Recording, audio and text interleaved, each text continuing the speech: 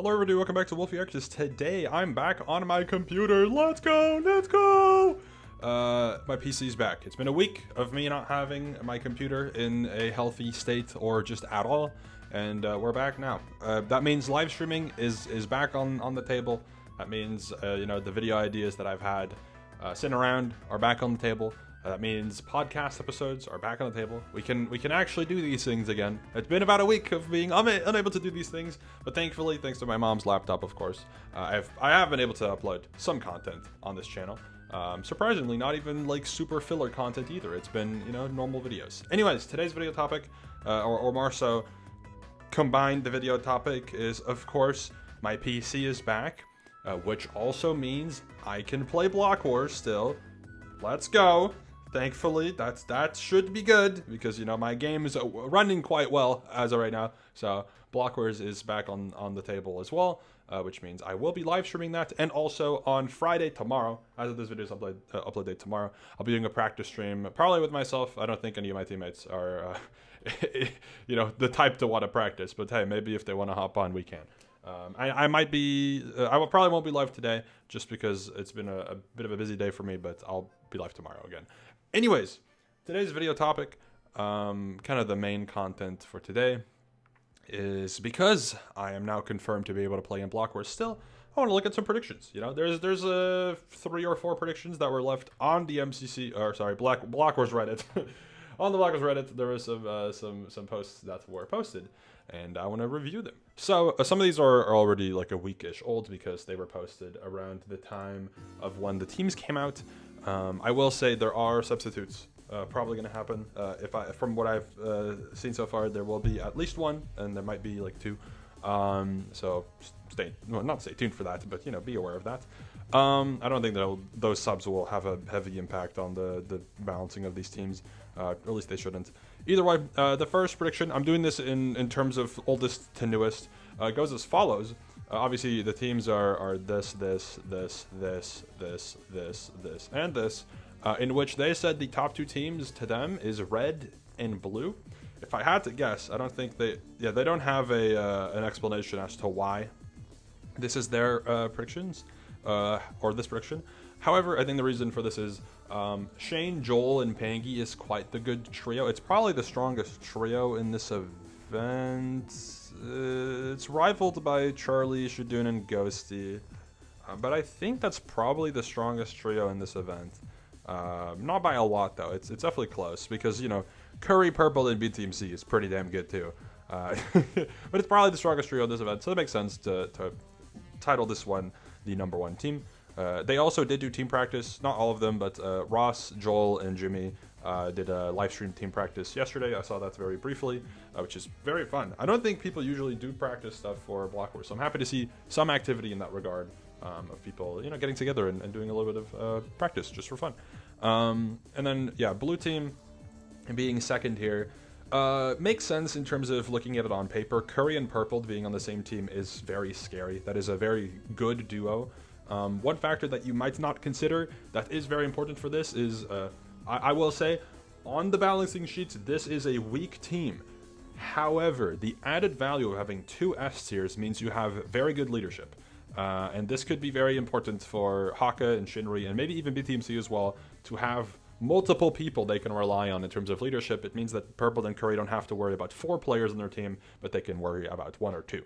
Right? Because they know that, you know, Curry and Purple know that they're both individually very good. So they should be able to work together pretty well here, I think. And then Purple being the runner-up makes sense. I mean, this is a pretty on-average solid team. I do think that, you know, Pink being last is like a maybe. It depends on how experienced they are at certain types of movement and combat within, you know, Minecraft events and Block Wars. Because when I did my own predictions, which I might be able to pull up in a little bit if I still have them, Pink ended up being in second from my predictions. Because, let me explain. This might be relevant in a later prediction as well, but the thing with Pink team is, yes, they don't have an S tier player. However, they don't have a bottom frag either. Their worst quote-unquote player is either Lagundo or Seawat, and I've been told that Seawat is actually pretty decent. I expect Lagundo and Seawat to place around 25th, 5 above or 5 below ish is around 25th, which would make this team quite good. That means that, hypothetically speaking, if this team does decent, which is what you're going to expect in a prediction, right? On an average, if you simulate the event 100 times and you grab the average of how well this team does, you could have 2 people around 25th. I expect Clown and Cookie to both be around 15th, and I expect Evbo to maybe be around 20th. That's very solid. That doesn't sound like last place material to me. That's pretty damn solid. So, I don't know. We'll see how well it ends up doing. It kind of is reminiscent of if we go to the blockwars.games website and we go to blockwars 11. It reminds me of Green. Green team here, individually, got 15th, 19th, 20th, 24th, and 29th. I could totally see this happen for the pink team. I honestly think this is a very realistic expectation of where the pink team will land in terms of their placements, and this team got 5th. So I personally think last for pink is a little crazy. I'd have to see where the individual players are placed on this team. Also, Lagundo, I think, was on this team as well. Got 20th, so this was a bit of a weaker roster, but still. Lagundo is not second fragging this or third fragging this time around. He should be 4th fragging this time around, which makes it a little bit easier. Anyways, that's kind of the main things about this that I wanted to note that I think are a little interesting. Definitely, pink team is going to be a big question mark in terms of performance, but I think they'll pull through pretty well. Blockwars 14 predictions. This person, they did do individual or team predictions at the bottom here. They also said red team is in 1st, and blue ended up in 3rd here. Yellow here ended up 5th. They put them 2nd. I do think yellow makes sense to rank pretty high. I think Shatter 4th, Shadoon 6th is maybe a little bit crazy. I don't think Shadoon gets 6th when Haley gets 21st. I think that's a little unrealistic. I think Shadoon moves down, but Haley moves up in that regard. I think it just makes a little bit more sense to expect them to be a bit closer to each other. Jess and Amarone being 25th, 30th would make sense if this team is as good as you are claiming it to be. But then also, if you look higher up, I think red team is a little bit much here. I can see Shane top 2, Panky lower top 10, and Joel barely below top 10. That would make sense. Jimmy 20th would be quite a jump for him. All respect to Jimmy, of course. You know, he's a solid Minecraft player, but I don't think Jimmy has had the absolute strongest performances now. He's had 30th and 32nd. Series 2 is here too. He got 36th in Series 2. But 30th and 32nd. 30th was on a winning team, by the way, which maybe Jimmy will lock in and have a surprise strong performance, but I would say that 20th is a little bit wishful thinking. And then Ross is new, which Ross could totally get 29th as a newcomer. That's definitely not off the table. I would be a little surprised. I think Ross will probably rank slightly lower. That's not a problem at all, of course, right? That's just like a expectation. And then some of the other rankings here are a little interesting. Putting CJ as the bottom frag on orange is definitely I assume a thing where you're not aware of who CJ is or how he's played in the past. I also think Mog Swamp last and Shinri 24th is ridiculous. But I assume just a situation where you're not familiar with these people. So some of these rankings are definitely a little interesting. Also, Evbo bottom fragging his team, I think, is a little interesting. So, yeah, I don't really know what to say about this. This is just pretty interesting, I guess. It's definitely Sneeg, also 22nd, 3rd fragging on his team is interesting. For the rest, there's definitely parts of this that I don't necessarily disagree with. I think Giga and Rain 26th, 27th is a little bit high as well. But yeah, I assume this is mostly just due to not being super familiar with part of the roster. So this is fine. Definitely an interesting ranking, though, if I had to say. I assume the comments will probably have some level of disagreement as well. Yeah. Next up, these are from today. We have this prediction made by Ocelot Independent, where they say that Bandits and Comets are also top 2. Interesting. I didn't expect people to have a consistent opinion on which teams are the best, or even the worst, honestly.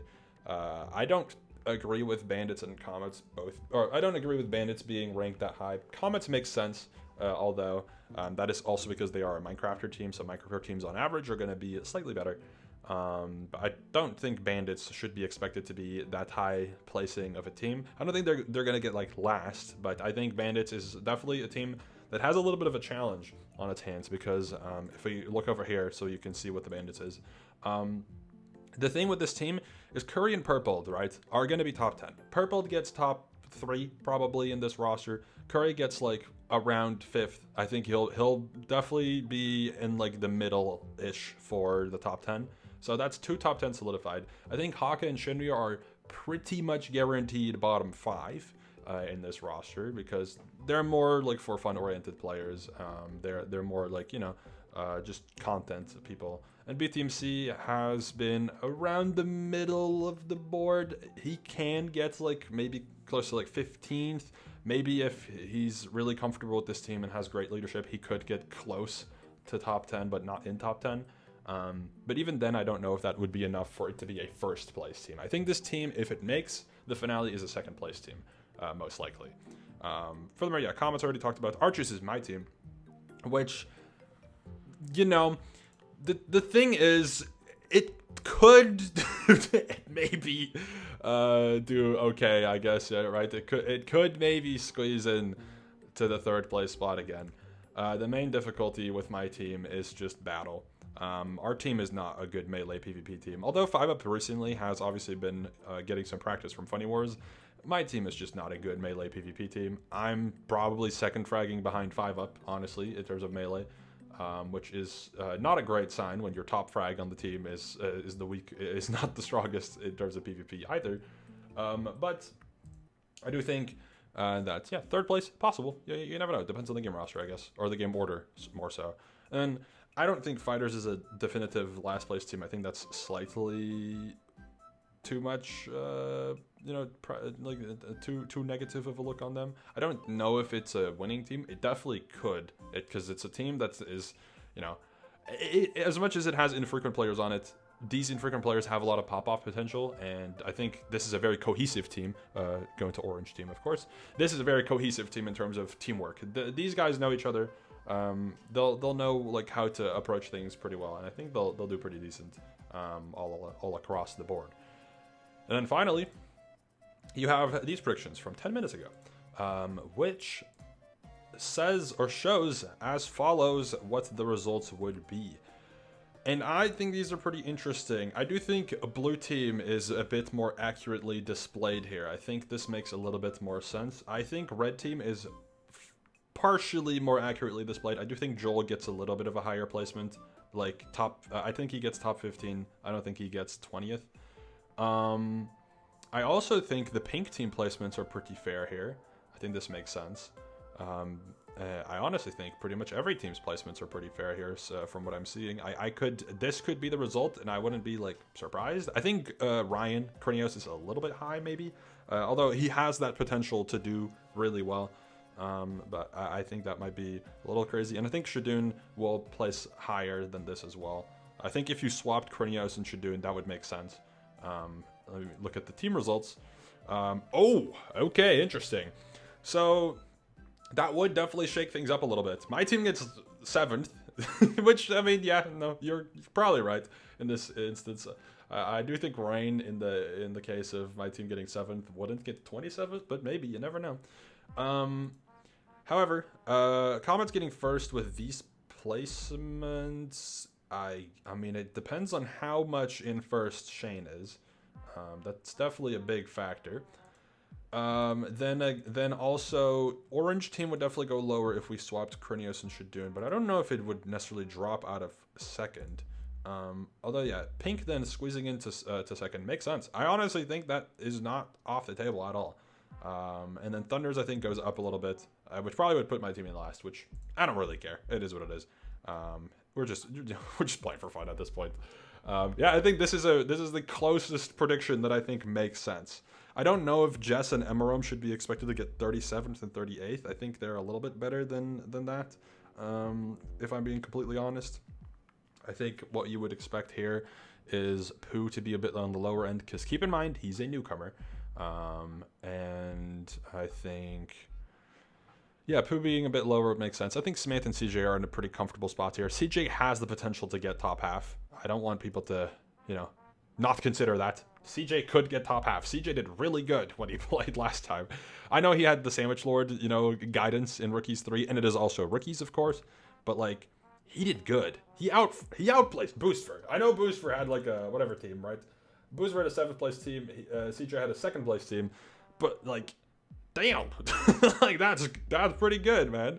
That's pretty damn good. I think that's honestly, for a first time playing, should not be overlooked at all, as a potential very strong contender for this event as well. So that's kind of it in terms of predictions. Let me know what you agree with, what you disagree with, etc. in terms of what we looked at for predictions, and let me know who you think is going to be the winner, or who you think is going to be the best in Block Wars this Saturday, January 25th at 2 p.m. Eastern, 7 p.m. GMT.